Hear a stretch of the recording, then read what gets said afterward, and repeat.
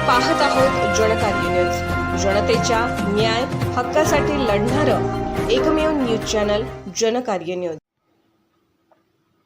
क्रांती दिनाचे औचित्य साधून इलेक्ट्रिसिटी लाईन स्टाफ असोसिएशन वार्ता फलकाचे उद्घाटन।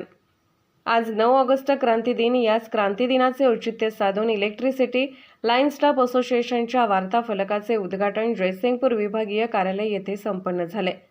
या वार्ता फलकाचे उद्घाटन जयसिंगपूर विभागाचे कार्यकारी अभियंता वैभव गोंदिल साहेब यांच्या हस्ते करण्यात आले, तर पूजन जयसिंगपूर उपविभागाचे उपकार्यकारी अभियंता विशाल ग्रामोपाध्ये साहेब यांच्या हस्ते करण्यात आले।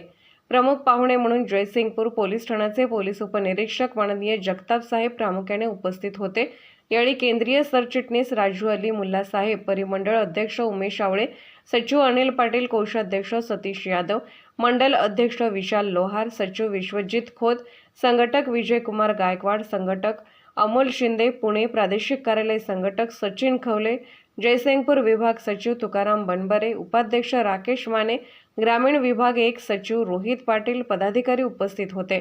वार्ता फलकाचे उद्घाटन कार्यक्रमाचे नियोजन तौफिक मुश्रीफ, नवनाथ देवकर, श्रीमती स्वाती कांबळे, सोमा माने, इर्शाद बांदार, मारुती कांबळे, नाना अहिरे, राज चिकमल, सुहास नाईक, संतोष तेरवाडे, आबू झांबरे, राजू सावंत, महेश तोडकर यांनी केले होते। प्रस्तावना व स्वागत तुकाराम बनबरे यांनी केले, तर सेवानिवृत्त कर्मचारी BR कांबळे, केंद्रीय सरचिटणीस राजू अली मुल्ला, वैभव गोंदिल साहेब यांनी मनोगत व्यक्त केले, तर आभार परिमंडळ अध्यक्ष उमेश आवळे यांनी मानले।